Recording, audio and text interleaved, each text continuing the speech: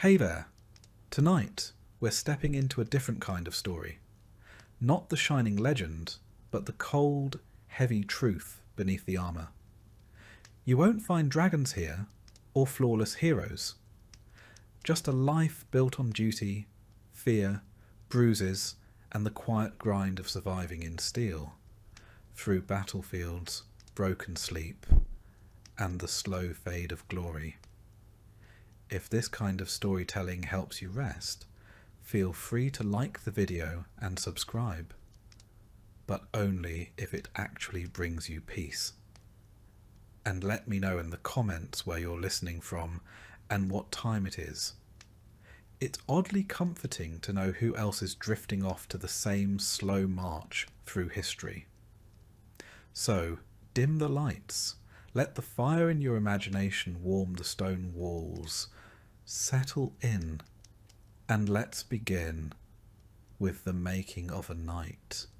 You are 7 years old when the path to knighthood begins, not with a sword, but with a farewell.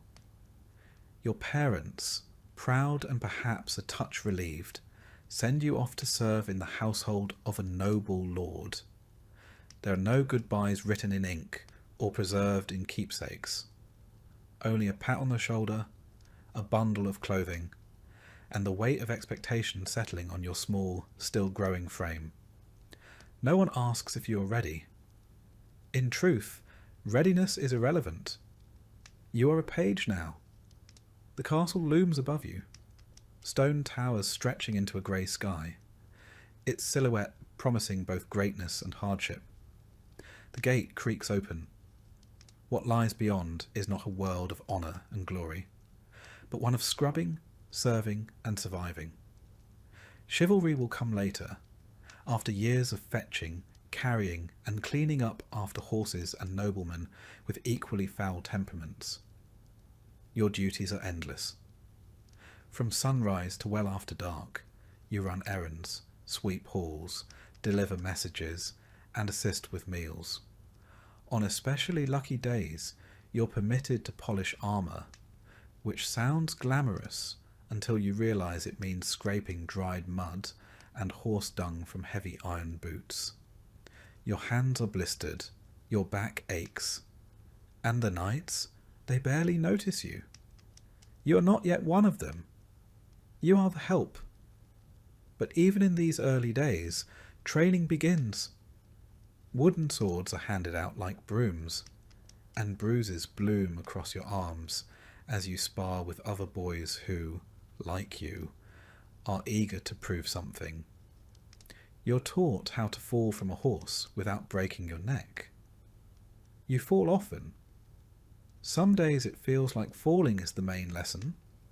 No one praises you for bruising well, but they do scold you for weakness. You learn quickly. Pain is to be swallowed, not displayed. Discipline is everything. Speak only when spoken to. Bow deeper to those of higher rank. Never question a command, no matter how trivial or humiliating. Your mistakes are corrected with the back of a hand or a weak scrubbing chamber pots. One boy forgets to remove his cap in the presence of the lady of the house. He spends 2 days on his knees in the chapel, praying for humility.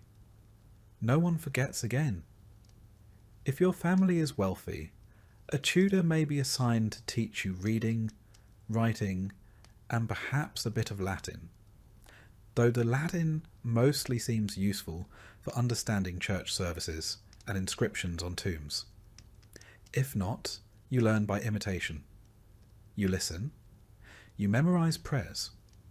You copy letters with shaky hands when the steward is generous enough to share a scrap of parchment. Literacy is a luxury. Muscle and obedience matter more. Still, you learn. You learn which fork to use, though most prefer fingers. You learn to stand still for hours during court feasts, balancing platters of steaming meat while nobles talk politics and complain about the wine. You learn to stay invisible when tempers flare, and to disappear entirely when drunken knights start boasting about past battles. Every moment is an education in survival. Mornings begin with Mass. The castle chapel is cold year-round, and your breath fogs in the air as you kneel on stone floors and try not to fall asleep during the liturgy. Faith is not optional. It is as much a part of your training as swordplay. You are taught to fear hellfire, to respect the church, and to confess regularly. The priests speak of divine purpose, of holy duty. You nod along, trying to stay awake. Mostly you pray not to get sick. There are few remedies and fewer recoveries. Meals are brief affairs, usually consisting of bread, cheese and meat if you're lucky. Vegetables are suspect. Many believe raw greens cause illness, and so you develop a steady diet of salted meat and dry crusts. You eat quickly, knowing your next task waits. On rare feast days, there may be roast pig or honeyed oatcakes. These days are remembered for years, like dreams glimpsed through smoke. In the evenings, the hall grows lively. Minstrels sing ballads, recounting tales of Arthur and Roland and saints who slayed dragons. You sit on the edges, near the fire, trying to catch every word. The songs are meant to inspire, but you are too tired to be moved. You think more of your sore feet than of chivalric deeds. Still, something stirs in you. A hope, perhaps, that someday someone will sing of you. You sleep where you can, often in the servants' quarters, shoulder to shoulder with other boys, on straw pallets that smell of sweat and mildew. Some nights you are pulled from sleep to help with late arrivals or unexpected guests. You learn to rise without complaint, to work through exhaustion, to never let your eyes betray fatigue. A knight must be ready at any hour. The training starts here. You are not alone. Other pages suffer with you. You form silent friendships, built on shared glances and muttered complaints. Together you learn the rhythms of castle life. You learn which knights are cruel, and which will look the other way when you steal a second helping of stew. You learn who to trust, who to fear, and which corners of the castle offer a moment's peace. There are moments of levity, a jest from the cook, a clumsy knight tripping over a dog, a stolen apple. You cling to these moments. They remind you that life exists beyond duty, that laughter still has a place, even here. Occasionally, you catch a glimpse of the world beyond the walls. Merchants arriving with silks and spices, a troupe of performers, or a noblewoman riding past with her retinue. These sights feel foreign, like stories glimpsed through fog. You're not part of that world yet, but maybe, one day. At times, doubt creeps in. The stories of glory feel distant, the reality far more grinding.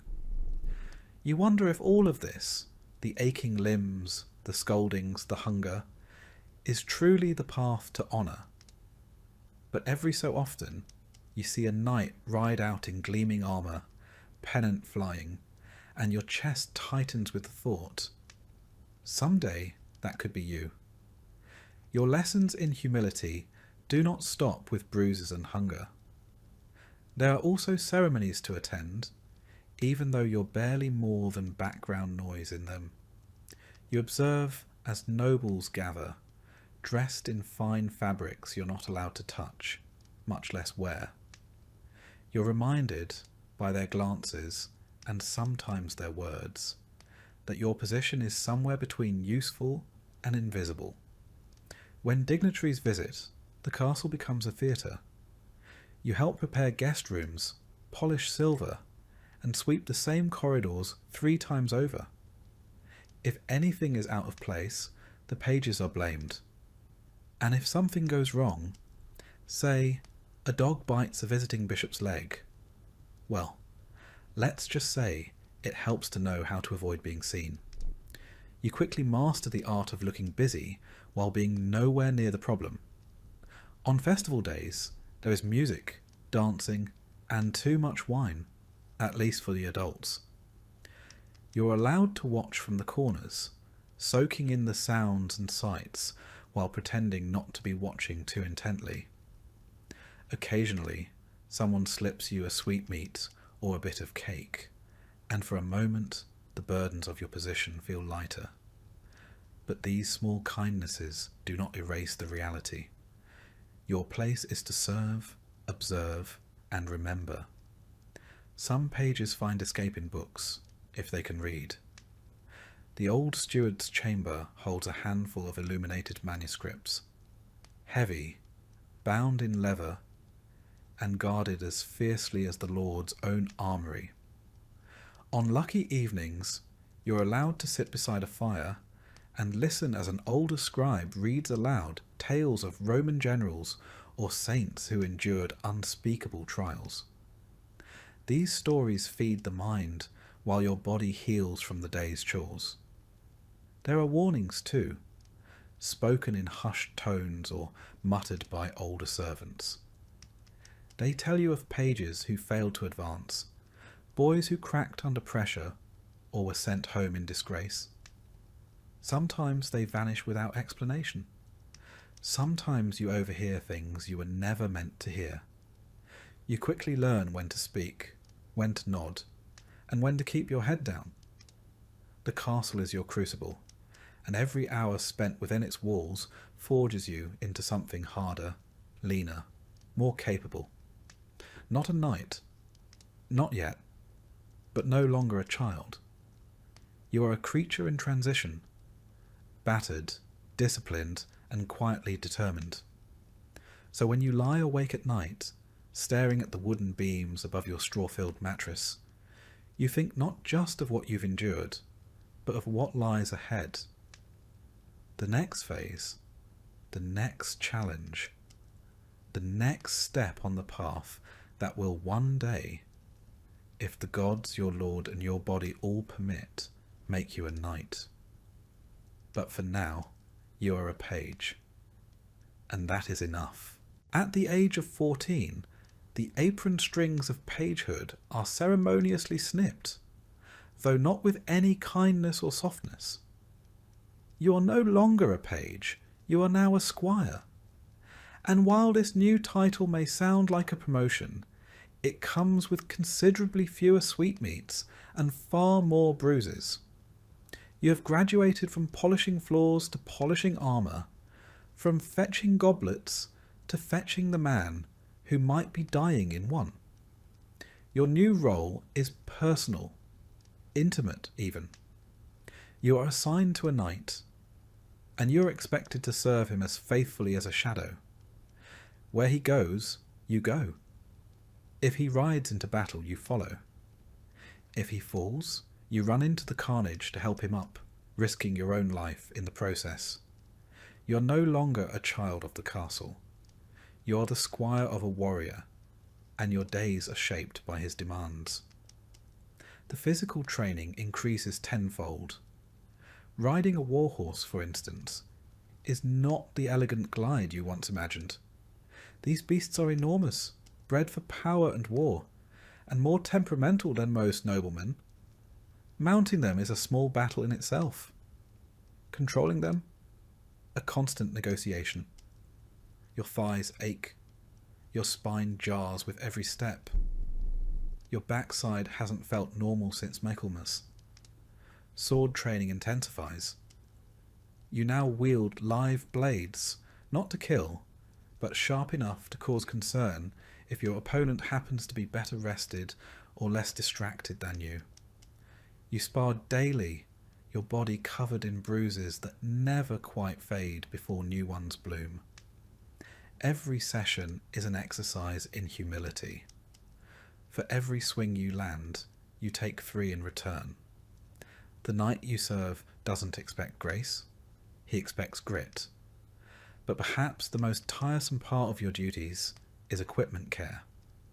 Armour, you quickly learn, is not just metal. It is an ecosystem. Sweat, grime, and the occasional slug somehow make their way into the joints of plate mail.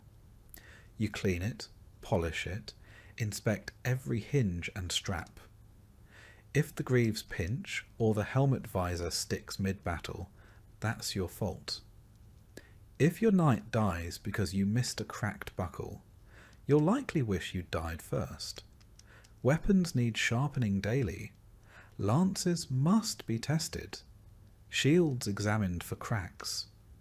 Your knight's life and your reputation depends on the absolute precision of your work. No one thanks you when everything goes right, but everyone notices when it doesn't. And then there are tournaments. They were romanticised when you were a page, colourful affairs of trumpets and cheering maidens. Now you see the blunted swords break bones. You are the one saddling the horse, carrying the lances, wiping the blood from your knight's cheek so he can smile for the crowd. If he wins, you collect the prize money. If he loses, you collect his broken ribs and what remains of his dignity. When real war comes, and it does, you march beside your knight into mud, rain, and uncertainty. Campaigns are long, uncomfortable affairs. Food is scarce. Sleep is scarcer. Your armour, if you have any, chafes in places you didn't know existed. You begin to understand the real meaning of exhaustion, when your limbs move only because you know you must. Battle is not glorious. It is a cacophony of screams, metal, and orders lost in the wind. The clash of bodies, the stench of blood and sweat, the sudden silence of a dying man. These become your education. You learn to distinguish between fear that sharpens you and fear that paralyzes. You pray the former shows up more often. You're not there to fight, not yet, but that does not mean you are safe. When your knight is unhorsed, it is your job to reach him, lift him, pull him out of danger. Imagine dragging a man in full armour, each piece weighing more than a holiday roast, across a muddy field while arrows fall like rain. It is not heroic. It is back-breaking. And the reward is usually just the chance to do it again tomorrow. When your knight is injured, you tend to his wounds. If he is captured, you're expected to negotiate or deliver messages to secure his release. Sometimes this means dealing with men who would rather see him rot. You learn diplomacy, not from tutors, but from necessity. Your words must be careful, your posture humble, your tone respectful. Even your silence becomes a tool. There are moments, rare but real, when you feel proud. When you lead your knight's horse into a camp and heads turn to look. When he nods at you after a battle, bloodied but alive. These moments are fleeting, like sunlight through arrow slits. But they matter. They keep you going. Back at the castle, your duties continue. You train younger pages, passing on the same hard lessons you once learned. You serve at banquets, help organise hunts, and remain at your knight's side whenever guests of importance arrive. Your sword is worn, your boots are cracked, and you move like a man twice your age. But you are no longer a servant. You are being watched, evaluated, measured. The priests still expect your prayers. Your lord still expects your loyalty. Your body expects rest, which it rarely receives. But there is no turning back. The only way forward is through. You begin to think about your own coat of arms. What colours? What symbols? You dream about the moment of dubbing, the sword tapping your shoulders, the moment you rise not as a squire, but as a knight. It feels impossibly far. It feels inevitable. It feels both. Then there are the hard days. The days when you bury a fellow squire, trampled beneath a warhorse, or run through by a lance that didn't look blunted enough. No one sings songs for squires. No one writes poems for the boys who almost made it. You learn to carry grief without showing it. You learn to keep working even as the ground shifts beneath you. If you are lucky, your knight teaches you more than battle. He teaches you how to think, how to judge a man's character, how to read a battlefield, how to lead. If he is wise, he teaches you when to speak and when to hold your tongue, how to pick your battles, and how to lose with grace. These are not things armour can protect you from, but they are just as vital. Winter brings new challenges. You now understand that a sword is only as effective as the hand that can still feel its hilt. Your fingers crack from cold, and the metal of your knight's armour feels like ice as you buckle it on each morning. Snow turns the training yard into a mire of frozen mud. Horses slip. So do you. You do not complain. The weather, like war, does not care how you feel. There is talk among the older squires, talk of glory, of rebellion in the east, of a king's summons. You listen, absorb, calculate. You've seen enough to know that glory often looks like a grave. Still, you would ride out tomorrow if called. The waiting is often worse than the war. You write your first letter. It is stiff, clumsy, and formal, addressed to your parents if they are still alive, and telling them little. You're not even sure where to send it, but writing it feels important. Like anchoring yourself, like proving you're still someone beneath the bruises, sweat, and steel. One night, after a feast, your knight, drunk on mead and nostalgia, tells you of his first campaign. He describes the rain, the hunger, the thrill of surviving the charge. Then he grows quiet. He stares into the fire and names 3 men who did not return. You do not speak. You are meant to listen. And remember, you practice daily, sometimes in secret. You mimic your knight's stance, his footwork, the way he holds his blade just before a strike. You copy everything, hoping that imitation will one day become instinct. You bleed. You limp.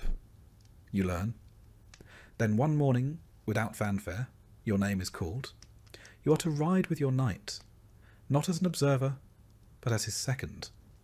There is no sleep the night before. No sleep is needed. When you mount your horse, you are ready. Not perfect, not fearless, but ready. Your story is still being written, but already it is etched into the cold iron of swords, the dust of roads, the calluses on your hands. You are no longer a boy, not quite a man, but closer now. You are a squire, and you are becoming. You are 21 years old, or near enough.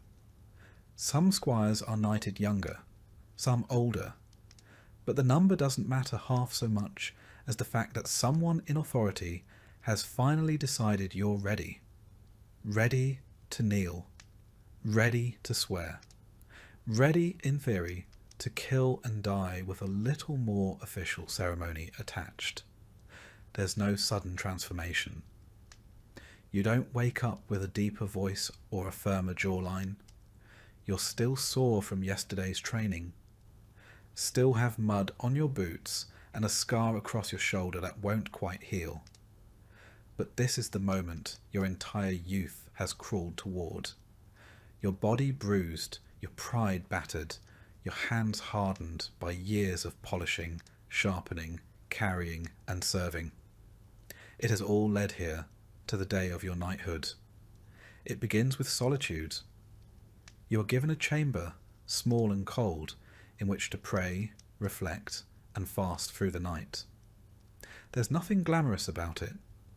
Just stone walls, a single candle, and a chapel-supplied blanket that somehow manages to be both thin and scratchy.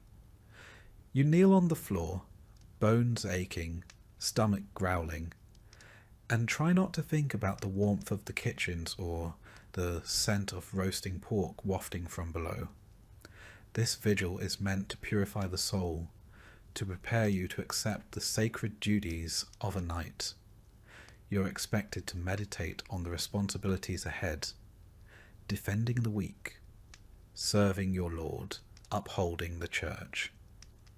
In practice, you spend as much time wondering whether anyone would notice if you had a sip of water or sat down for 5 blessed minutes. You are not alone in your discomfort. Dozens of squires have kept this vigil before you, some trembling with anticipation, others feigning serenity. You wonder which you are. You try to remember all the prayers, the creeds, the proper posture. You try not to think about the rumours of squires vomiting from nerves during the ceremony, or passing out mid-kneel. That would be unfortunate. Memorable, but unfortunate. Come dawn, you are escorted to the main hall. It is transformed for the occasion. Banners hang, candles flicker. Nobles, knights, and priests gather in ceremonial dress, whispering politely behind gloved hands. A hush falls as you enter. Your name is announced. You kneel. Your lord, or perhaps the king, depending on your station, approaches. He carries a sword, a symbol of service and power. It may not be his own blade. Some lords keep a ceremonial sword just for this purpose, polished to a mirror shine and never used in battle. You try not to look too closely. You try not to shake. The sword taps your shoulders, left, then right, the dubbing. In some traditions, you're also given a symbolic slap, a reminder of the physical and moral pain you must now endure without complaint. It's less of a blow and more of a firm pat, but the message is clear. A knight's duty is not to comfort, but to sacrifice. Then comes the oath. You speak solemnly, pledging loyalty to your liege, to God, and to the ideals of chivalry. You promise to defend the weak, to protect women, to speak truth, and to fight with honour. You repeat the words with as much gravity as you can muster, though you silently wonder how many knights still live by them. With the oath complete, you rise, not as a boy, not as a servant, but as a knight. The change is subtle, internal, and yet profound. People who barely glanced at you yesterday now nod in solemn approval. Your peers clap your shoulder. Your lord offers a tight-lipped smile, which by noble standards might as well be a standing ovation. There may be a feast afterward, depending on the wealth of your lord or the mood of the court. If so, you sit a little higher at the table, drink from a finer cup, and receive congratulations from nobles you once served wine to. Some squires are knighted on battlefields, their ceremony improvised amidst carnage. Others receive the full pageantry. Either way, the weight of the title settles on your shoulders, heavy as chainmail. Knighthood, as it turns out, is not a destination but a doorway. The world does not slow down for you to enjoy your new status. Your duties expand immediately. You are now expected to lead men, not follow them. To make decisions, not simply obey. To ride at the front, not the rear.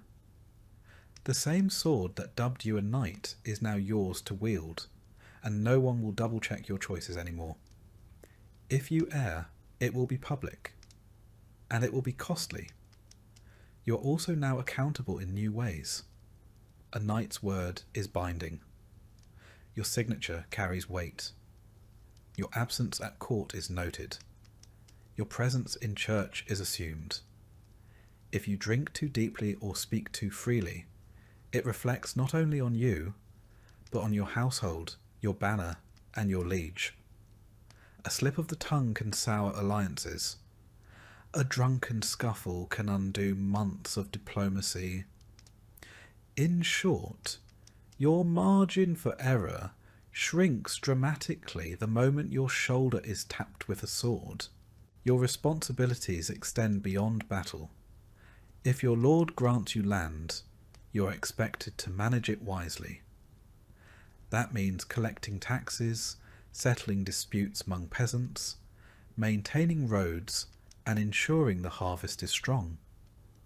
Knights are often imagined as warriors alone, but in truth they are administrators, enforcers, and landlords. Your sword may rest in its scabbard for months at a time, but your seal is pressed into wax almost daily. You also now have your own squire. The irony is not lost on you. He is young, uncertain, eager to please.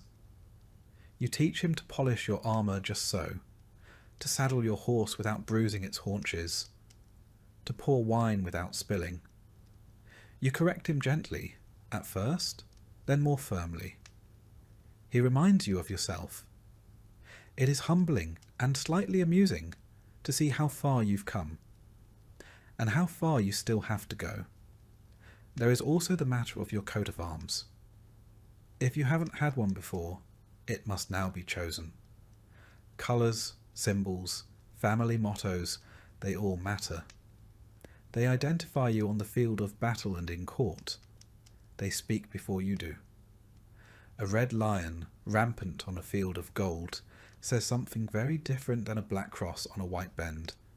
Choose wisely, or pay a herald to help. Your new armour is fitted to your frame, assuming your lord is generous or your family still has coin to spare. Full plate is expensive, and every piece must be custom made. Greaves for your legs, gauntlets for your hands, a cuirass for your chest.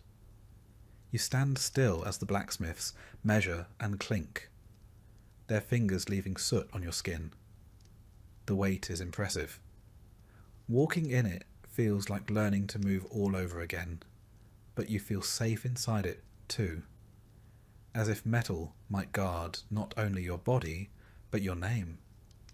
You take your first formal ride through the village, not as a servant trailing behind a retinue, but at its head.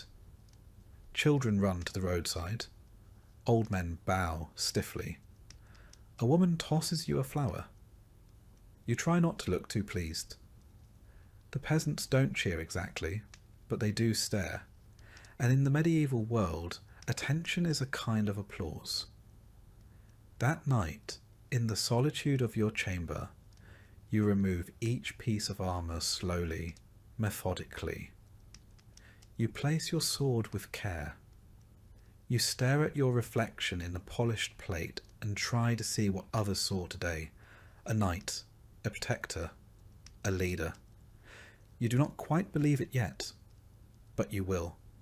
Not everything changes overnight. You still train each day. You still wake early and pray. You still limp after a long ride and wince when a blade catches your elbow. But your name is called with more weight now. You are consulted, not commanded. The younger squires eye you with something like awe or fear, possibly both. War will come again. You know this. And when it does, your position in the vanguard will be expected. No more standing behind a shield wall. No more waiting for orders. You will lead the charge, raise your voice above the din, and be the first to cross the field. If fortune favours you, you may return with honour. If not, your coat of arms will be carried home without you. This is the cost of the accolade. This is the burden of the oath. But still, you are proud. Not of your status, but of your survival. You endured the long years, the cold vigils, the humiliation, the training, the fear, and now you wear the title as a second skin. You are a knight, and your real service has only just begun. You do not become a knight and immediately feel powerful. You become a knight, and then you are handed 60 pounds of steel and told to get on a horse. The first real lesson of knighthood is not how to fight, but how to walk, breathe, and not fall over in your own armour. At first, it's chainmail, a hauberk of interlocking rings that drapes over your shoulders like an iron tunic. It's not as heavy as it looks, but it clings to you, drags at your limbs, and catches every drop of sweat your body produces. Beneath it, you wear a padded gambeson, quilted linen stuffed with wool or rags, which smells awful after a single skirmish, and worse after a week. But it keeps the mail from grinding against your skin like a cheese grater. As warfare evolves, so does your kit. Plate armour begins to replace mail. At first, just a breastplate and greaves, then pauldrons for your shoulders, vambraces for your forearms, sabatons to encase your feet, articulated joints, riveted segments, each addition designed to protect without pinching, though they almost always manage to do both. Eventually, you are sheathed in metal from crown to toe, and it's less like wearing clothes and more like being folded into a walking bell. The helmet is the worst. It muffles your hearing, narrows your vision, and steams up with your own breath. In battle, it protects your skull. Outside of battle, it functions mostly to give you a throbbing headache. Some helms have visors you can lift, which helps with breathing and spitting, though it also makes your face an easier target. Trade-offs are everywhere in armour. Mobility, surprisingly, is not impossible. You can run, squat, mount a horse, even roll, if trained well. But everything takes effort. You are not agile. You are deliberate. And you quickly learn to conserve movement, like a man counting his last coins. After all, if your opponent wears nothing heavier than boiled leather, he'll be darting around while you resemble a mobile sculpture of St. George. Then there's the maintenance. Every piece must be cleaned, oiled, inspected. A single rusted rivet can jam a joint. A dented chest plate can buckle under a second blow. Your squire becomes a blacksmith's apprentice overnight, scrubbing and hammering late into the evening. If he forgets a strap or fails to fasten your cuisses correctly, you notice, painfully and immediately. And let's not forget the weapons. Your sword is your constant companion, but not your only one. It is not the slim rapier of modern imagination, but a broad, weighty blade meant for hacking, not fencing. Its edge is kept sharp, but not razor thin, better to survive impact.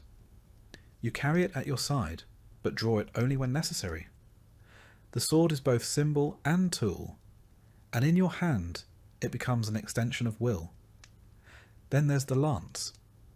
A knight without a lance is like a fish without gills, useless in open battle. The lance is not delicate. It is a sharpened pole, roughly 10 feet long, meant to be couched under your arm and driven like a battering ram into whoever's unlucky enough to be across the field. On horseback, it turns your momentum into deadly force, but it is also unwieldy, easy to miss with, and once broken, mostly good for poking campfires. The mace is a brutal companion, short, stubby, and blunt. No finesse, no elegance, just a lump of iron on a stick designed to cave in helmets and crack ribs, useful when your enemy's armour laughs off blades. When subtlety fails, the mace makes its point with savage clarity. Axes are similar, less common among knights, more typical of mercenaries or those from northern stock. But in close quarters, an axe can hook a shield, split a helm, or drag a man off a horse. It's not considered gentlemanly.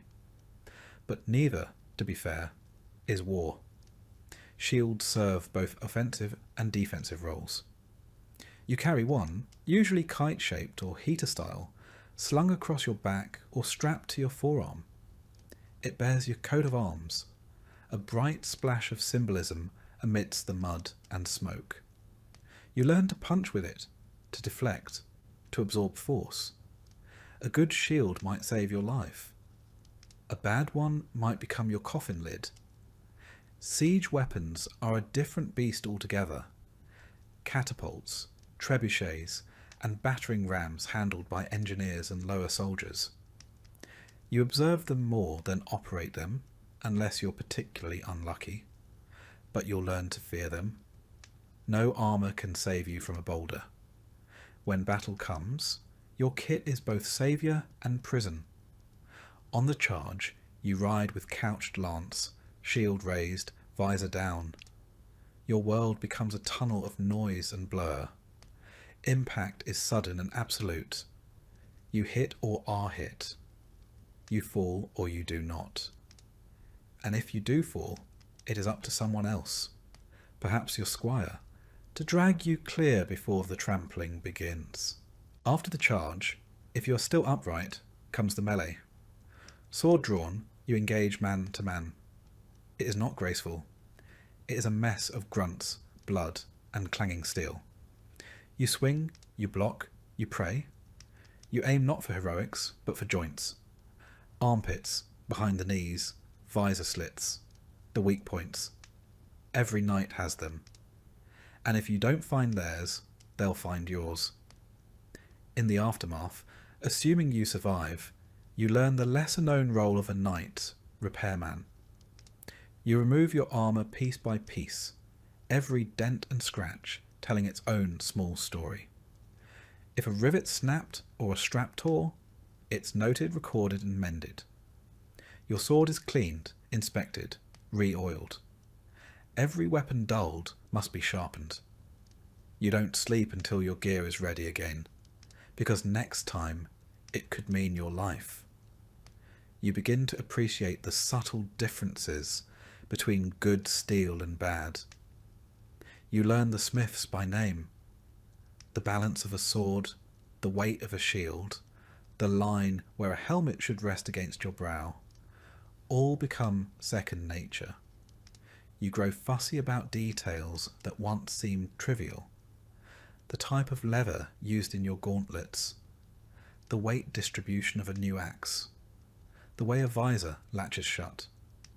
Some knights personalise their equipment with flair, engraved pommels, crests, etched into breastplates, gilt inlays. You may do the same, if coin and vanity permit. But beneath the ornament lies the same brutal reality. Armour is not costume, it is coffin prevention. There are downsides, of course. Armour is expensive. Your share of spoils from war or tournaments often vanishes into repairs and replacements. And then there's the matter of heat. Summer in a full suit of plate is like walking inside a forge, especially in the midday sun. You sweat buckets, faint if you're not careful, and attract flies with all the grace of a walking roast. Despite it all, you come to trust your gear like a second skin. You've tested it under arrow fire. You've felt the jolt of a mace strike echo through your ribs and known the armour did its job. It protects, yes, but it also transforms. You walk taller in it. People part when they see you coming. Children point. Commoners bow. And yet, you know this. The steel does not make you invincible. It merely postpones the inevitable. You can fight well, prepare thoroughly, wear the finest forged suit in Christendom, and still fall to a lucky spear thrust or a well-placed arrow. A knight's tools buy time, not certainty. When you remove your gear at night, you do so slowly, reverently. Each strap undone, each piece lifted away, leaves you smaller, lighter, vulnerable. Beneath it all, you're still just flesh, bruised, stiff, and aching. And it's in those quiet moments, with your sword across your lap and your armour cooling on the stand, that you truly understand what it means to be a knight. You're not made of steel. You just wear it well, And so each day begins with the familiar ritual: lifting, strapping, adjusting, checking. Your squire tightens the buckles and hands you your gauntlets, his eyes scanning for wear, for weakness. You nod silently and step once more into the shell of your profession, because no matter how tired you are, or how many scars line your ribs, you are still needed. Still bound to ride out, to raise your shield, to stand between danger and those who cannot. This is the life you've built, plate by plate, blade by blade. This is the weight you chose to carry, and you carry it well. You were told there was a code, a shining, noble creed to live by. Chivalry, they called it. The very word sparkled with promise, like polished armour in morning light. It was meant to define what it was to be a knight: bravery, courtesy, honour, protection of the weak, reverence for the church. A lofty ideal, written in elegant script and praised from pulpit and poet alike. And then you rode into your first battle, watched a man in full heraldic splendour trample a retreating soldier, and realised the code is more of a suggestion. Chivalry, in theory, is a code of conduct, a moral compass for those who carry swords. Rooted in Christian values and feudal loyalty, it began as a way to temper violence with virtue. The church, ever anxious about the havoc wrought by idle knights, took pains to transform you from a hired blade into a holy defender. You were not simply to fight, but to fight rightly. In practice, however, chivalry is like a tapestry, grand at a distance, but fraying up close. The official tenets vary depending on which chronicler or cleric you ask, but some themes remain constant. Protect the innocent, defend the church, serve your lord loyally, show mercy to foes who yield, be honest, avoid unjust wars, and honour women, particularly those of noble birth. A fine list, admirable even, and also inconvenient. Because in the thick of battle, no one stops to recite their virtues. You swing, you survive. You follow orders, even if they involve torching a village suspected of disloyalty. You take prisoners, yes, but mostly because they're worth ransom. Mercy has a market value. As for honesty, it's encouraged, unless deception serves your lord better. A knight may be honourable in the abstract, but becomes remarkably flexible when land or legacy is at stake. Many a lie has been wrapped in noble language and delivered from horseback with great conviction. Protecting the weak sounds lovely in songs, but in the field the weak are often collateral. If your lord requires a peasant uprising crushed, you ride. If a convoy of commoners stands between you and the enemy's grain supply, you don't go around, you go through. The poor admire knights from afar, because they're rarely better off when one rides by. Then there is the matter of women. The songs speak of courtly love, of gallant men pining in poetic torment for unreachable noble ladies. In truth, your relationship with women is defined more by property law than poetry. Marriage is political. Romance, when it exists, is fleeting. And the protection you offer depends heavily on class. A noble woman might be revered. A washerwoman, less so. That's not to say knights are uniformly dishonourable. Many strive to live by the code. They pray, they tithe, they avoid unnecessary cruelty. But the world you inhabit rarely rewards restraint. A knight who hesitates to strike might not live to deliver mercy.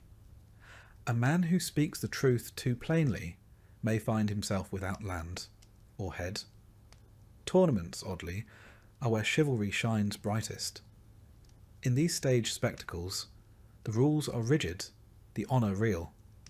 You salute your opponent. You show restraint. You lose with grace. It's theatre, yes. but it's theatre where the actors believe in the script. And for a moment, the code becomes reality, if only briefly. There are manuals, actual written guides, that lay out nightly conduct in florid detail. One might advise you not to strike an opponent who has lost his helm. Another might say that if a lady drops her glove, you should retrieve it without stepping on it or staring too long at her ankles. The church writes its own rules, more focused on piety. Attend Mass, confess sins, avoid gluttony, and above all, never forget who sanctioned your right to kill. These manuals are read aloud in courts and training halls. Some squires memorise them, others nod politely and return to sword drills. In truth, the code is interpreted differently in every household. Some lords emphasise loyalty, others demand ferocity. A few take chivalry so seriously they disown sons for showing cowardice. Others knight boys who haven't seen a day of battle simply for the right marriage alliance. What you learn, over time, is that chivalry is not a sword to wield, it's a mirror. Some polish it daily, others shatter it for convenience. You yourself try to follow the spirit, if not the letter. You help your squire when no one's watching. You spare an enemy who's yielded, though your comrades jeer. You ride back to a burning hamlet to escort a limping peasant out, because her child clutches your leg and says please. These moments stay with you longer than most victories. They cost little. They feel like something old, something sacred. And yet, no bard will ever sing of them. Chivalry, you discovers, is not about grand gestures. It's about small decisions made when no one is looking. It's about being decent in a profession built around destruction. It's about knowing you are a weapon, and choosing sometimes not to strike. Still, the tension never vanishes. You kneel before a bishop one day and torch a granary the next. You cradle a wounded comrade, then trample a fleeing footman who happens to be in the way. You write your name beneath a pledge to honour and restraint, then sign orders that send starving men to their deaths. You begin to understand that the code of chivalry is less a shield and more a compass. It doesn't stop you from getting lost. It just gives you something to check when the fog sets in. Some days, that's enough. In the quieter hours, you reflect on the contradictions. The songs you once memorised speak of knights who slayed beasts and rescued virgins. Your life, meanwhile, consists of tax disputes, bloody marches and aching knees. You were promised glory. You were handed logistics. And yet, you don't resent it. Not entirely. Because sometimes the code helps you remember who you were supposed to be before the world got hold of you. You meet knights who abuse the code, who weaponize it. They quote scripture while pillaging. They preach honour and practice terror. You learn to recognize them by their polished crests and empty eyes. And you learn to step aside, or, when given the rare chance, stand in their way. You are not perfect. You've broken the code. You've struck men who had surrendered. You've taken spoils that weren't yours. You've stayed silent when you should have spoken. But you remember the faces of those who tried. The knight who held a gate so a village could flee. The one who refused to burn a monastery, even under threat of exile. The one who died kneeling, not in surrender, but in prayer. And so, in your own way, you keep trying. You carry the code not in scripture, but in habit. You pick it up like your sword each morning, knowing it may slip from your grip by nightfall, but reaching for it anyway, because without it, you are merely a killer. And with it, maybe, just maybe, you are something more. This is chivalry. Not what the minstrels sing, not what the priests preach, but what you try to practice in a world that gives you every reason not to. And so you ride, still bound to your oath. You defend your lord, fight his enemies, bury his dead. But you also feed your squire when the pantry runs low. You speak kindly to the old woman in the village who remembers when you were a boy. You return a dropped glove, even when no one is watching. You are a knight, and you remember the code, not because it makes you stronger, but because it reminds you what strength is for. One day, years from now, a boy will ask you what it means to be chivalrous. You won't recite scripture or point to crests. You'll hand him your sword and tell him to hold it steady. And then you'll ask if he can carry it without ever letting it fall on the wrong sole. That, you'll say, is a good place to start. Because in the end, chivalry isn't about purity, it's about persistence. About falling short and rising again, and choosing, however quietly, not to become the very thing you were once sworn to fight. And with each choice, you draw your sword a little straighter. You've trained for years, carried swords before you ever swung one, watched men die before you were allowed to charge, and polished your own armour so often you can still smell the vinegar and oil in your sleep. But none of that truly prepares you for this. The moment the trumpet sounds, your horse shifts beneath you, and the ground ahead fills with the bodies and banners of your enemy. The battlefield is not a stage. It is not an arena of honour or a chessboard of strategy. It is a pulsing, groaning thing, mud, blood, and metal wrapped into chaos. You can recite the names of old heroes, the codes of chivalry, the rules of engagement whispered by bishops in candlelit chapels. Out here, none of them matter. Marching to war begins long before the fighting. You ride for days, weeks even, through rain, sleet, and sun. The air grows worse as the army swells. Body heat, dung, and rotting rations blending into something foul enough to turn even the sturdiest stomach. Feet blister. Tempers snap. Your companions shift from camaraderie to muttering and silence. Men begin to smell like their horses. You do too. Camp life is brief and miserable. Tents flap in the wind like damp flags. Fires smoke more than they warm. You eat what's left. Salted meat, hard bread, dried peas. Sometimes you're lucky. More often you're not.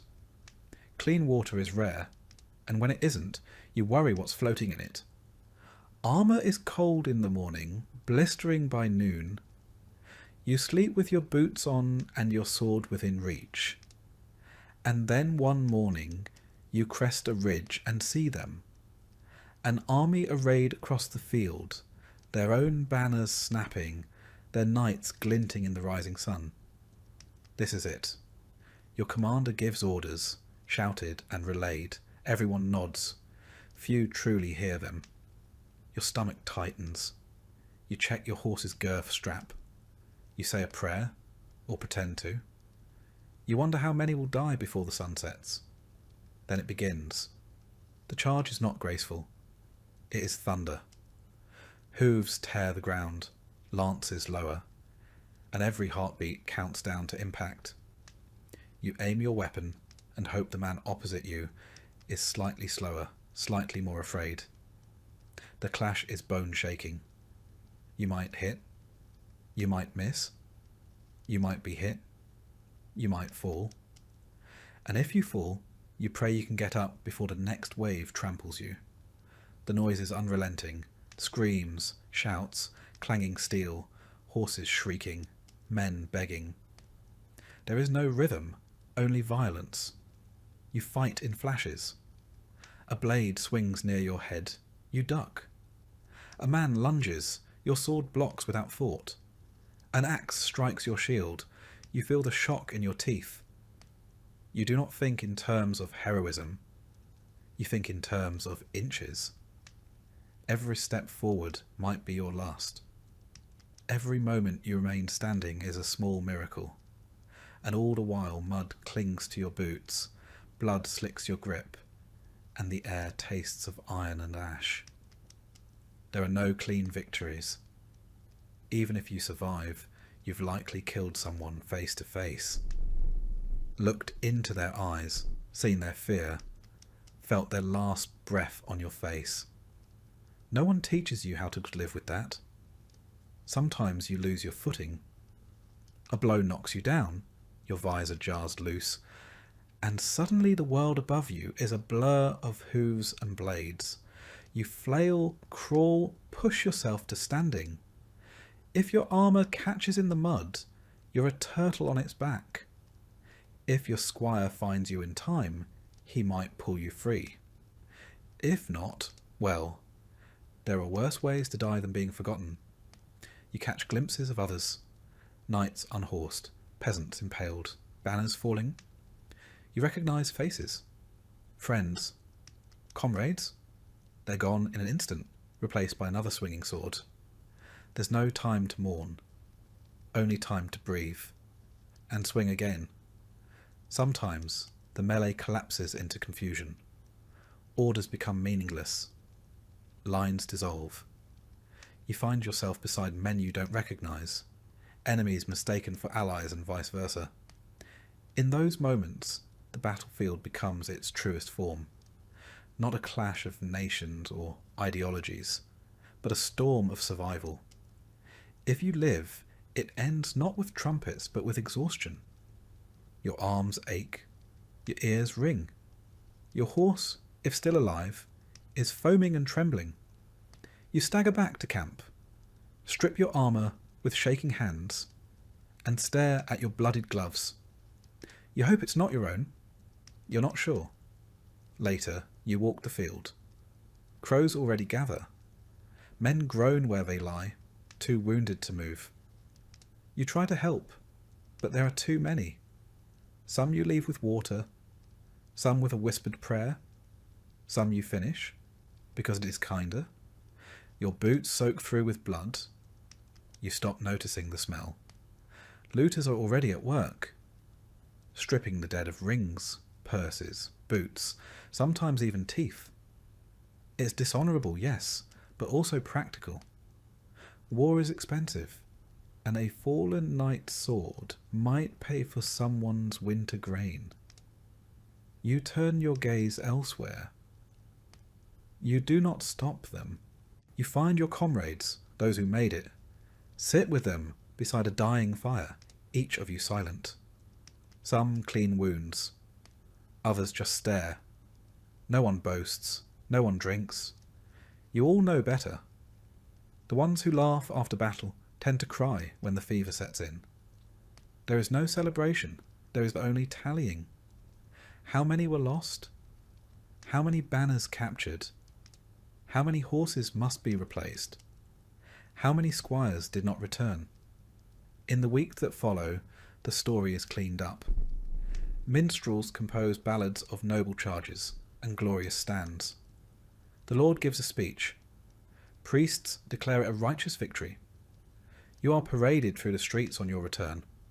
Flowers are thrown. Children cheer. You wave, smile, nod. But you remember the smell of the field, the look in the eyes of the man you skewered, the cries of your friend as he bled out beside a broken shield. You do not forget, this is the brutal battlefield. Not the battlefield of legend with shining armour and valiant duels, but the real one, muddy, terrifying, loud, confusing. A place where honour is a luxury, mercy is rare, and survival is a skill. You're no longer simply a knight, you are a soldier, a veteran. And though you ride on, polish your armour, train your squire, part of you will always be there, on that nameless field under that grey sky, sword slick with blood and breath fogging your visor. That part of you never truly leaves. You try not to talk about it, what really happened.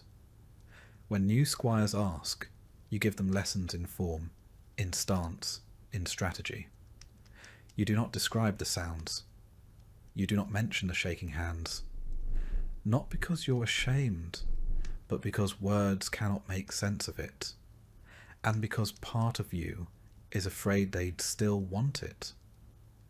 But you prepare them all the same.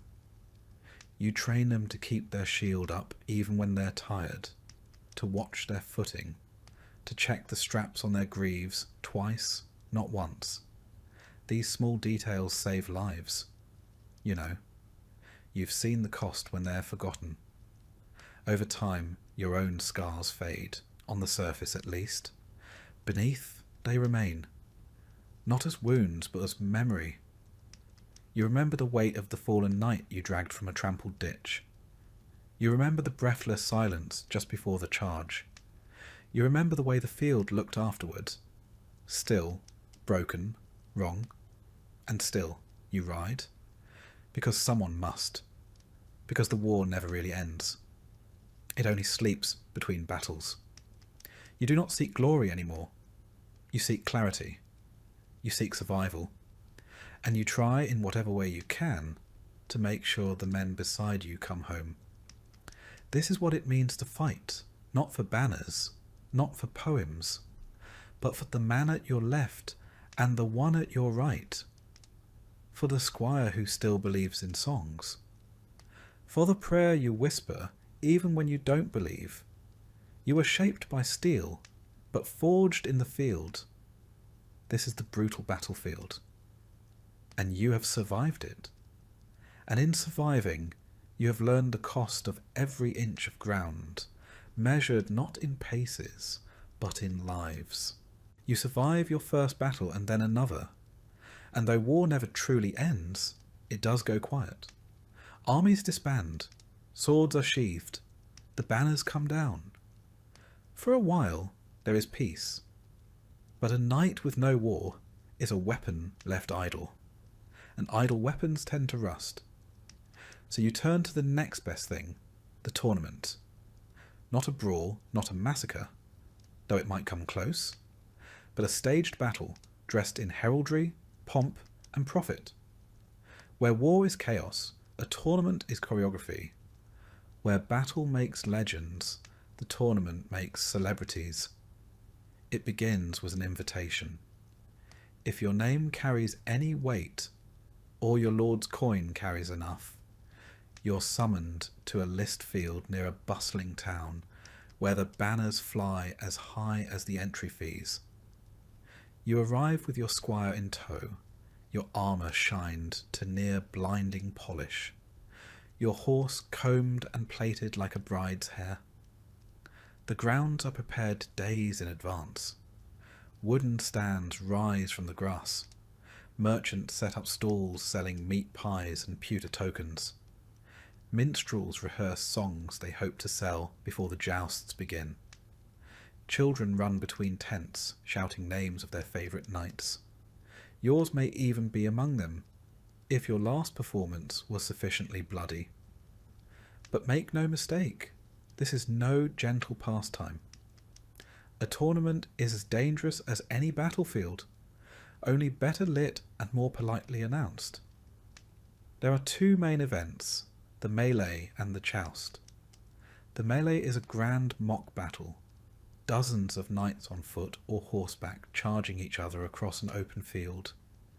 It is said to mimic real combat, though it rarely obeys real combat's rules.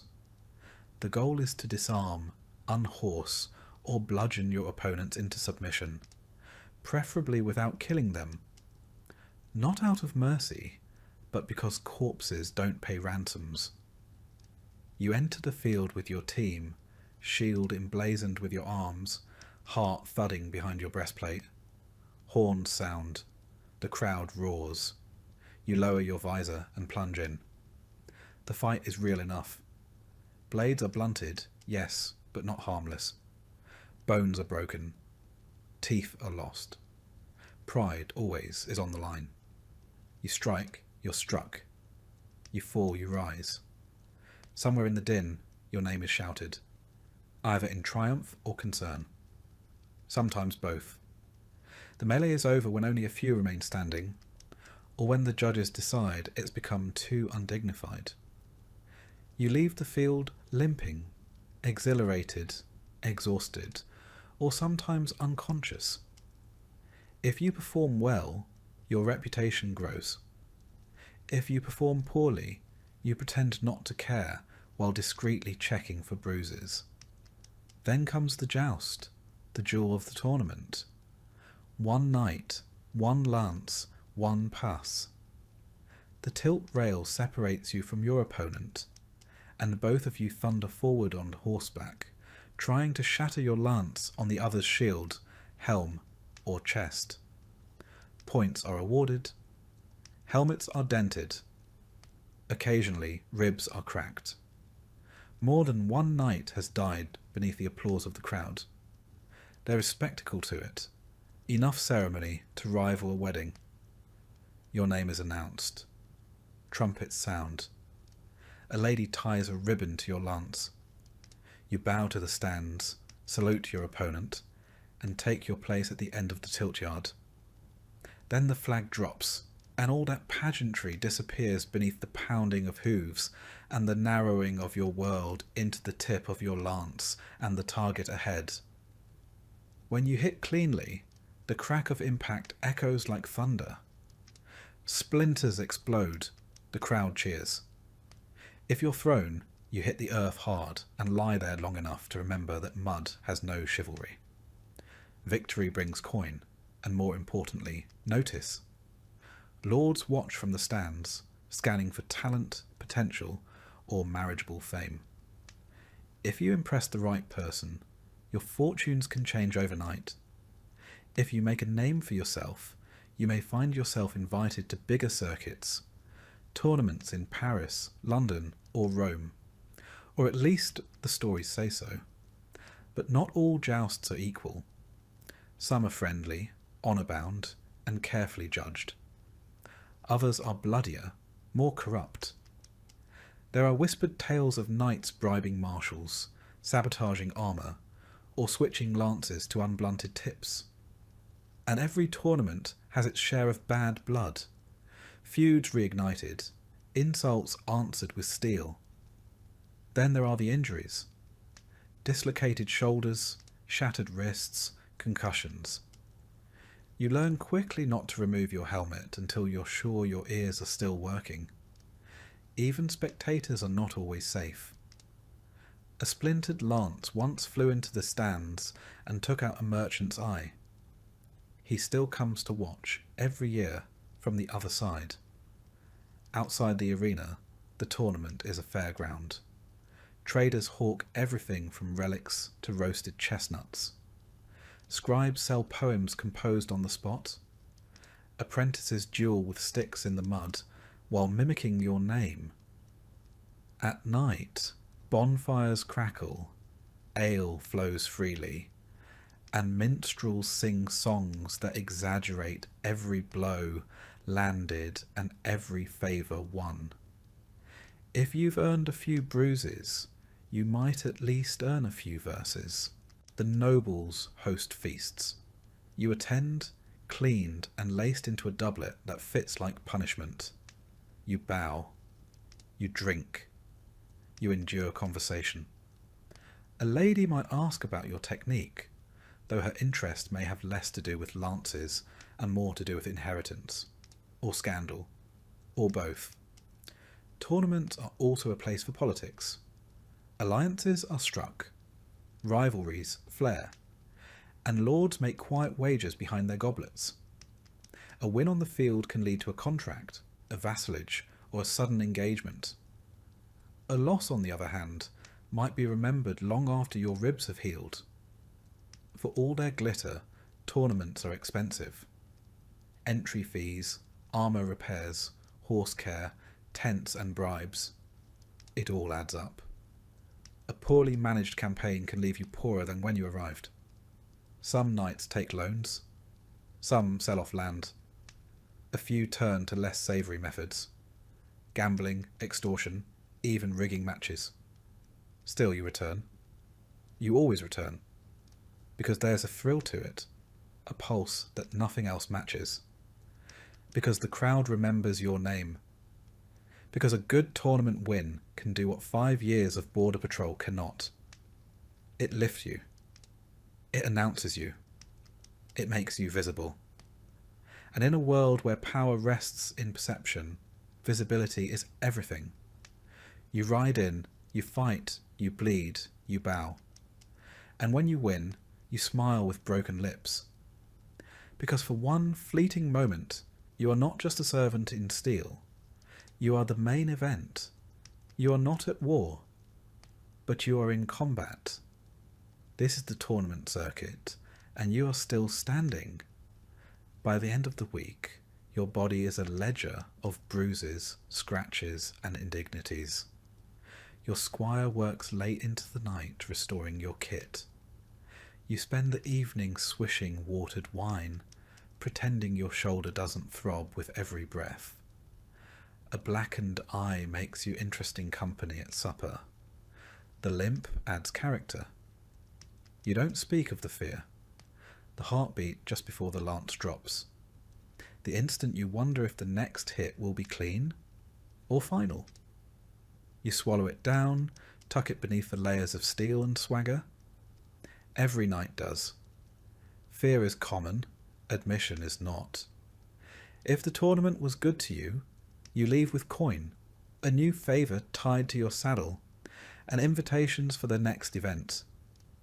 If not, you leave with empty hands and full regrets, already calculating how many tournaments it will take to rebuild what you spent chasing glory. The road away is quieter, less triumphant. A few companions ride with you. One coughs blood, another cradles a wrapped hand that may never hold a lance again. The squires chatter, still enchanted by the show. They do not yet understand the price of applause. And so, bruised but intact, you return to your estate or your garrison, where the real duties await. But for a week, you are more than a soldier. You are spectacle. You are legend. You'll do it again. Because while war may forge your reputation, tournaments let you write it in gold. And sometimes that is enough. Because in the eyes of the crowd, you are not just a knight. You are a name, a banner, a force in motion. And for a brief, shining moment, everyone saw you shine. The trumpets fade. The tournaments end. The battlefield falls silent. And you return not to rest, but to something more complex, responsibility. Because you are not only a knight, you are also a lord's vassal, a landholder, an enforcer of law and order. And whether your fiefdom is sprawling or small, it demands as much from you as any joust or skirmish ever did. Your estate, such as it is a patchwork of thatched roofs, grazing fields, and stubborn people. It was granted to you, often in reward for service, and with it came a host of obligations. Not to the land, but to those who work it. They do not know you as a warhorse rider or a lance wielder. They know you as the man who demands grain in October, sends bailiffs to settle quarrels, and sometimes rides through the village just to remind everyone who owns what. Your mornings begin not with sword drills, but with ledgers. Your steward rattles off figures. Bushels harvested, taxes collected, debts outstanding. You nod like you understand, though half the time you don't. There's always a shortfall. A pig vanished, a crop failed. Someone died with coin still owed. The solution invariably involves more paperwork and fewer pigs. Then come the petitioners. Peasants queue at your hall to air grievances. He stole my goose. Her cow trampled my barley. Their son struck mine with a stick. You sit beneath a banner bearing your arms, listening with the weariness of a man who's faced arrows and would prefer them to this. Justice must be swift, or at least loud. You nod. You fine. You send men to inspect fences. The villagers shuffle out, mostly satisfied. You hope? Disputes between peasants are one thing. Disputes between your men-at-arms are worse. When two armed retainers argue over boundaries or livestock, swords rattle. You must step in, not as a fellow knight, but as their master. Firm, even-handed, a man of authority. It's a delicate thing, projecting strength without escalating tempers. You manage, mostly. You also collect taxes, grain, wool, coin, or goods in kind. These are tallied, stored, and forwarded up the chain to your liege lord. Some of it you keep to pay your men and maintain your household. Some vanishes into the hands of clerks, never to be seen again. You suspect a fraction feeds the bishop's cellar or funds your lord's latest embroidery habit. But questioning the chain of feudal economy is like questioning gravity. You nod, sign, and send the ox cart on its way. Inspections follow. You tour your own fields, riding slowly between rows of barley and flax.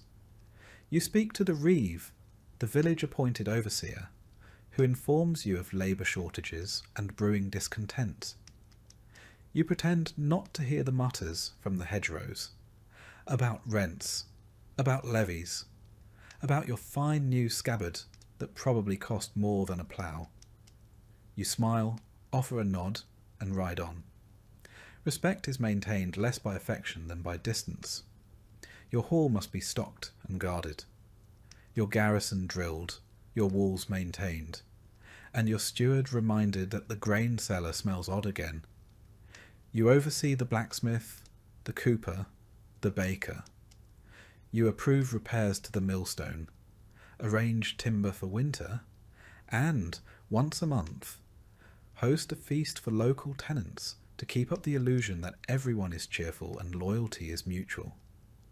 You arbitrate marriages, approve apprenticeship contracts, and on occasion deliver punishment. Thieves may lose fingers. Poachers might pay in coin or days of labour. There are gallows, but you rarely use them. They're more useful as symbols than tools. Still, when necessary, you remind the village what happens when law is ignored. The church is ever present. A priest serves your estate, and you contribute to his chapel's upkeep, lest your name find its way into a sermon. You attend Mass, confess sins you vaguely regret, and make donations that conveniently match your most recent misdeed. Piety, after all, is easier in coin than in conduct. Even your household requires managing. Your servants rotate between loyalty, incompetence, and mild insubordination. The cook is furious about the flour quality. The stable hand swears the hay shipment is late again. One of your chambermaids is scandalously friendly with a visiting knight, and you must pretend not to notice unless it causes a child, or worse, a rumour. Your squire needs training. Still, always. He forgets your saddle straps. Leaves your sword unsheathed during rain. Once he polished your boots with lard. You scold him, train him, threaten to send him to the monastery, then end the day praising his effort with a nod. That's all the boy really wants. Your wife, if you have one, runs her own part of the estate, organising the kitchens, managing servants, keeping accounts. She is as sharp as your sword, and twice as terrifying when crossed. She reminds you when rents are due, when your cousin's widow expects a letter, and that the priest caught you dozing during Mass again. You learn to listen. You also learn never to suggest she host the next feast without preparing for a 3-day argument about table linen. In times of famine, your role becomes one of reluctant judge and reluctant beggar. You appeal to your lord for relief, while rationing what little you have. You know that if the people starve, the manor weakens. A dead peasantry tills no fields. So you offer just enough to keep them working, and just enough to keep their envy from turning to rebellion. In times of plenty, you are generous, but visibly so, bread handed out at the chapel door, coins tossed during feast days. It is not charity, it is theatre, it keeps order. The peasants call you my lord, but you're not quite sure whether it's respect, resentment, or resignation. Likely all three. They bow low, but you see the flickers of judgment in their eyes. You ride past them, heavy in your saddle, armour gleaming. You are their protector. You are their tax. You are their judge, and sometimes their executioner. Occasionally, you host visiting knights or minor nobles. These visits are equal parts hospitality and hostage negotiation. You must appear wealthy but not wasteful, powerful but not threatening. A wrong word about the king's taxes could brand you disloyal. A poorly cooked pigeon could insult your guest's cousin, who happens to be an earl. You walk a knife's edge of politeness, pageantry, and performance. But it isn't all caution and governance. There are quiet moments. You ride alone at dawn through dew-wet fields, nodding to shepherds who've been up longer than you.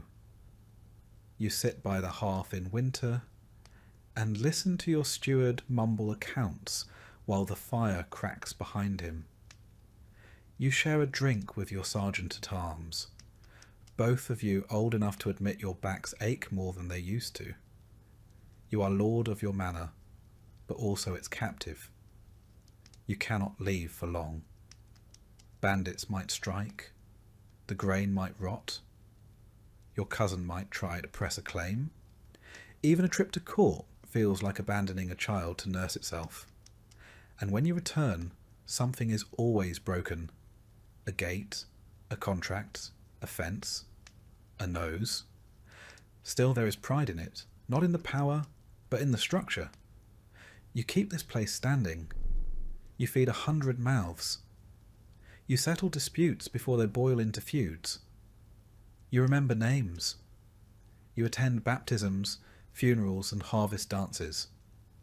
You kneel beside the dying and sign contracts for the newly wed. You are woven into the land's rhythm, into its heartbeat. This is the other life of a knight. Not glory, not gore, but governance. And though it will never be sung by minstrels or carved into stone, you know the truth. A knight's blade defends his name, but his estate keeps it alive. Because in the end, when the sword is sheathed and the war drums fade, it is not your victories that remain. It is your land, your people, and the fragile peace you hold together, one decision at a time. When the halls fall quiet, the ledgers are closed, and your sword is back on its rack, you are left with something less discussed and poorly romanticized, your private life. You'd think, after tournaments, campaigns, and estate matters, that you'd collapse each night into dreamless slumber. You'd be wrong. Rest is elusive. Comfort is intermittent. The truth is, sleep is a luxury in a knight's world, and one that must often be negotiated. Your bed is not the down-filled paradise of later centuries. It's a wooden frame, stuffed with straw or wool, covered in linen that smells faintly of dust and fatigue. You share it perhaps with a spouse, or alone, or occasionally with your armour spread out to dry beside you, ticking softly as the heat leaves the metal. You do not sleep through the night. That isn't how things work. You sleep in shifts, broken by prayers, patrols, and old wounds that ache more as the hearth burns low. Some nights you're summoned to settle a dispute in the barracks. Other times you simply lie awake, replaying a tilt that went badly or wondering whether the steward lied about the granary again. But it's not all gloom. There is laughter too, and warmth that does not come from fire. Your hall is more than a court of judgment. It's your hearth, your theatre, your lounge. Minstrels sing by the fire. A bard may be passing through and recite tales of distant wars or love-struck princes. You know the endings already. You enjoy them anyway. Familiarity is its own comfort. Games are played, dice, chess, backgammon. You cheat occasionally when no one's looking. Or you lose grandly, blaming the firelight or the drink or the suspicious angle of the table. Your companions groan, laugh, and pour more wine. The feasts, when they come, are rowdy affairs. Not grand like a royal banquet, but full of noise and roast meat, of ale spilled on floor rushes and laughter that echoes up the rafters. You sit at the high table, but not far from the hearth. You drink with your men, toast your squire, throw the occasional bone to the hounds beneath the bench. A juggler might perform, or a fool, his jokes barely veiled insults about local clergy or visiting nobles. You laugh louder than necessary, if only to show the guests that yes, you can take a joke. It's a fragile peace, maintained by roast pork and stale bread. Sometimes the evenings are more subdued. A servant plays the lute. Your wife embroiders, humming a half-remembered hymn. You nod off in the chair by the fire, only to wake when the logs collapse in a burst of sparks. For a moment, everything is still. Your household sleeps early. The servants rise before the sun, so they vanish quickly.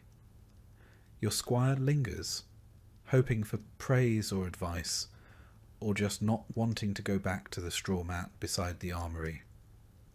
You send him off gently. He's earned his rest, even if you haven't. You might wander the manor at night. Old habits from years on campaign, checking locks, peering into shadows, listening for anything amiss. You don't expect to find anything, but sometimes you just need to move, to feel the floor under your boots and remind yourself you're still here, and the fire is still lit, and the walls are still yours. When storms roll in, sleep becomes nearly impossible. Wind howls through the shuttered windows. Rafters groan. You recall nights in the field when the only shelter was a cloak and the back of a horse. You remind yourself this is better. You almost believe it. Private life also means private thoughts, and these are harder to manage than fields or squires. You wonder if the land is truly yours, or just held until a richer man wants it. You think about the faces of the men you've killed. Some you remember, some you don't. You think about your father, and whether he felt this same pull between duty and doubt. On better nights, you write, or try to. You scratch letters onto parchment, recording expenses, or drafting stiff, formal notes to other landholders. Occasionally, you attempt poetry. It's terrible, but your steward pretends otherwise, and your wife hides the worst of it before guests can find it. When guests do arrive, your private life vanishes. Everything becomes performance. The hall is cleaned. The good wine is brought out. You laugh at the same joke twice, and endure stories about hawks that flew higher and horses that ran faster than any in your stable. You nod. You flatter. You endure. But when they leave, when the doors are shut and the boots have stopped echoing, you allow yourself the rarest indulgence of all, silence. You sit beside the fire, cup cooling in your hand, and let the hush stretch. No battles to plan, no taxes to collect. Just the sound of wood crackling and your own breath in the dark. Your body is a map of scars. You know which shoulder clicks in the cold, which ribs ache when it rains. A broken finger from a tournament in Kent. A scar on your thigh from a skirmish near the border. These pains are familiar. You greet them like old comrades. You've learned not to complain. Everyone aches. The squire asks once if you ever sleep well. You smile. Tell him yes sometimes, when the fire burns low and the dogs don't snore. It's a lie, of course, but it's the kind you tell kindly. And there are dreams, vivid, strange, persistent. Sometimes you're back in battle, reaching for a sword that isn't there. Sometimes you're walking the halls of your childhood home, except the walls are crumbling and no one speaks your name. Once you dreamt of flying, above fields, rivers, and the manor itself. You woke up smiling for once. Not every moment is grand. Most are not. There is mud tracked into the hall, a loose floorboard that catches your boot, a spilled bucket, a burnt loaf, a cough in the night that makes you sit upright and listen until it passes. These are the details of living. These are what fill your time between swords and steel. On feast days, the private bleeds into the public. There is dancing of a sort. You watch more than you participate, but sometimes you're pulled into a circle, clapping along to a song that's older than the church itself. You step stiffly, laugh at your own footwork, and your wife laughs louder. The servants smile, if only for a moment. You give gifts, bread, cheese, sometimes coin. Children chase each other through the yard, while the elders sit in the sun and pretend their knees don't ache. For an afternoon, no one is taxed, judged, or summoned. You watch, not as a lord, not even as a knight, but as a man. Just a man, quietly grateful. Your dog rests its head on your boot. You scratch behind its ears and let your shoulders sink. You're tired, but not in the way battle tires you. This is a deeper ache. The kind that comes from carrying not just weapons, but people, place, and purpose.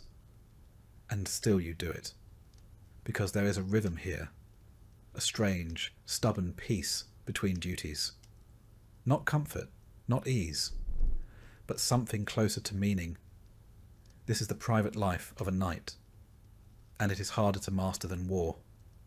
Because though the chronicles record your battles and your banners, it is these quieter hours, half-forgotten songs, unfinished letters, the hush of a sleeping hall, that truly tell the story of who you were. You rise with the dawn, joints aching, the cold seeping deeper than it used to.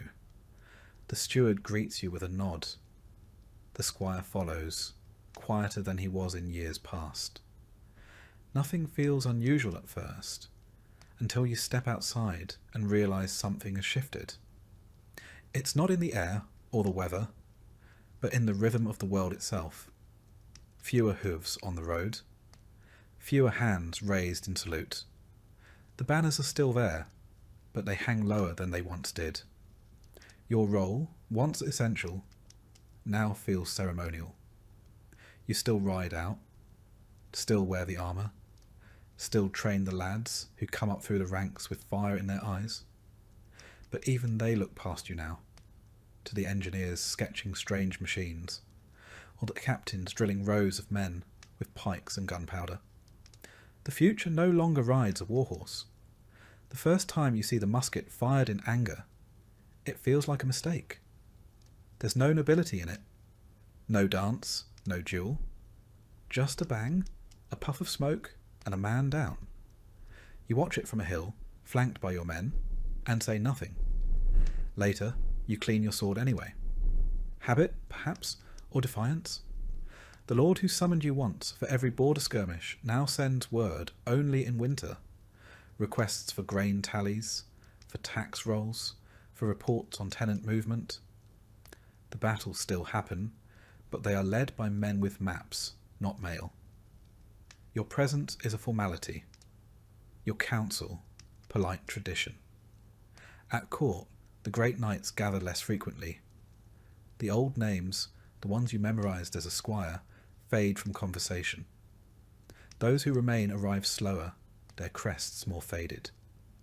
You share nods, not words. No one wants to say aloud what you all know. Your armour, once polished weekly, gathers dust between uses. The squire still oils it, more out of reverence than need. It's heavy now, not just in weight but in memory. Each dent recalls a skirmish. Each rivet, a day spent living a life now fading into myth. You wear it still sometimes, for ceremonies, for parades. Once a boy asked if it was real. You no longer correct them when they call it old-fashioned. The pageantry remains, though even it begins to crack. Feast days are quieter. Fewer nobles attend. Fewer heralds call out names with the gusto they once had. The songs still praise the days of knights, but always in past tense.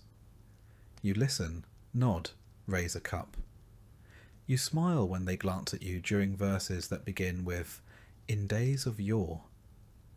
In private, you walk the grounds of your estate and watch your tenants at work. They till with newer tools now. Some have coins stamped with the king's face. Others carry paper, permits, receipts, even letters, as literacy seeps into the soil. The blacksmith's son wants to be a clerk. The miller's daughter talks of schooling. These are good things, you tell yourself. But they come with a whisper. You are no longer what boys wish to become. You still train them, still swing the sword. But it is harder now. Your shoulder stiffens in the cold. Your breath shortens on uphill rides. The blade feels longer, though it is not. You grunt more when rising. And the squire, now grown, looks at you the way you once looked at your own master, half with respect, half with readiness.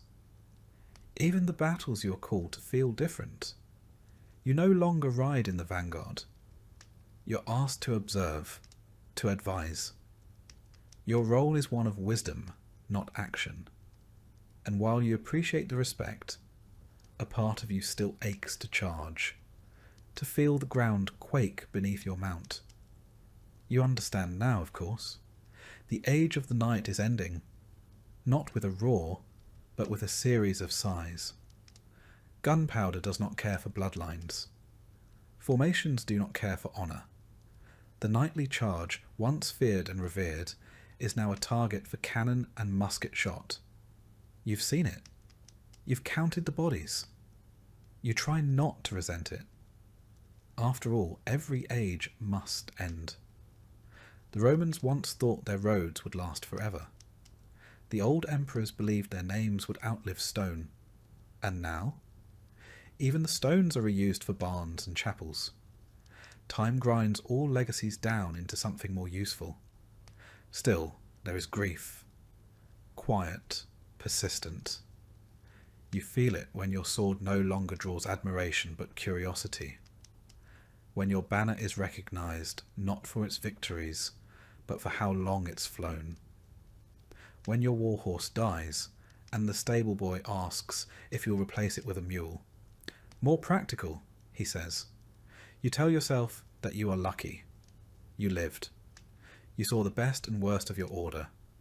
You earned your land, your name, your seat at the high table. You made it home. Not everyone did. Sometimes you take the long road past the old battlefield. It's farmland now. Quiet. There's a grove where the archers once stood. A ridge where the cavalry assembled. You dismount and walk it, boots sinking in soft earth. There's a marker stone, weathered and crooked. No one remembers the names carved there. You do. At night, the dreams come more frequently. Not always nightmares, though some are, but vivid flashes of moments you'd thought long buried. A lance shattering.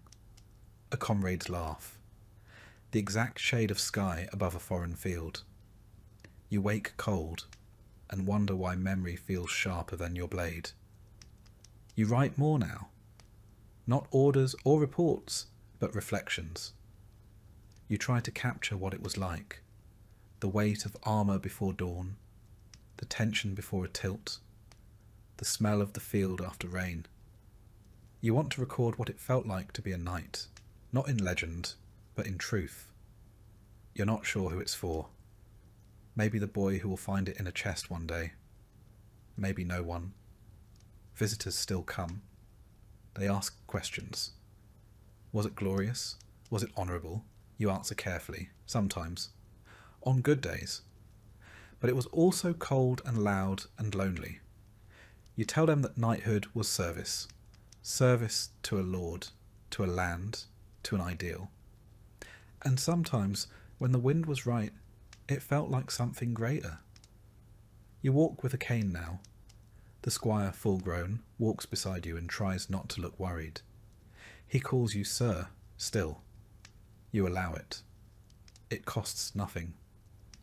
And it reminds you that even if the age is ending, you are still its echo. You pass your sword to him one evening. Not in ceremony, just in quiet. He takes it with both hands, eyes wide. He doesn't say thank you. He doesn't have to. And so you fade, not in shame, but in rhythm. The halls grow quieter. The hearth burns lower.